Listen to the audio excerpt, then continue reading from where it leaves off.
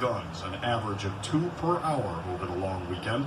Of the 42 people arrested on felony gun charges, 27 were let out on bond. We know that these offenders are likely to continue their behavior that landed them in handcuffs in the first place. Activist Tio Hardiman, who pioneered the violence interrupters, says the department must work to intervene before conflicts become violent. You cannot point fingers at the justice system anytime you have 1,200 police officers on the streets and you still cannot stem the tide of violence. Something's wrong with your approach. Dr. Matt Harrington, he has a lot to say here as well. Come on, Matt Harrington.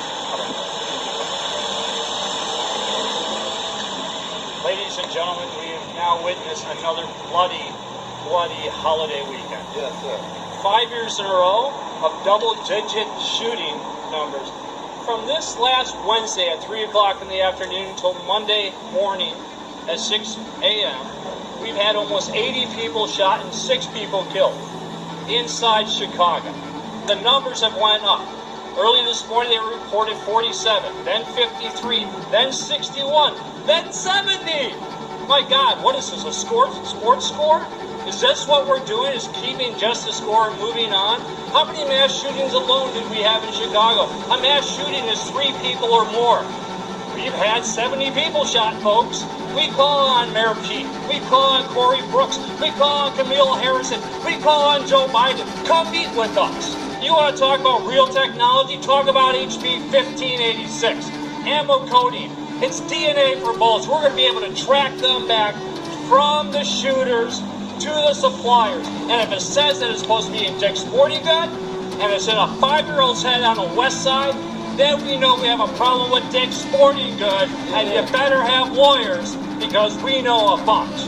Because this is the time to make new plays and new ideas to come along to save our community.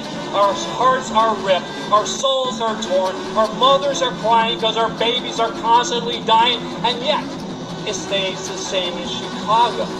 They talk about putting 1,300 police on the streets for a weekend. It didn't help, the numbers went up. We still had the same shootings. And shot watch can't tell the difference between fireworks and a gunshot. You know why? Their gunpowder is the same. The echo is the same. And they don't know anything about anything, because if they did, they'd have people arrested. They did this whole charade about arresting people prior to the 4th. 71 people arrested, guns taken off the street, drugs taken off the street, money taken off the street. Yet, 6 mothers are crying right now because their babies are dead. There are people just languishing inside the hospitals, and yet, who's stuck with the bill? The taxpayers. Susan Lee, come meet with us.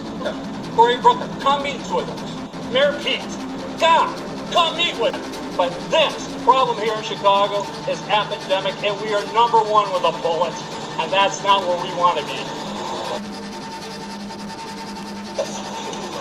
Okay, at this time, does anybody have any questions? Anybody here? Just wanted to see if maybe somebody could respond to what Eddie Johnson's main point today was, that the justice system isn't dealing with violent offenders. He kept saying there are no consequences. 42 gun arrests, 27 were let back out on the street, is what he said. What do you think about that, and where does that factor in? No, the reality is this here. This is just my opinion on it. You know, he's talking about... It says the vast majority of the weekend violence was concentrated in neighborhoods on Chicago's south and west sides. Police departments simply cannot do this alone. The police department's approach to this escalation in violence is sure to be a topic at the meeting with the mayor here at City Hall. The mayor and the superintendent plan to meet with reporters in about an hour. Reporting live this afternoon outside of City Hall, Mike Lowe, WGN News. Mike, thanks.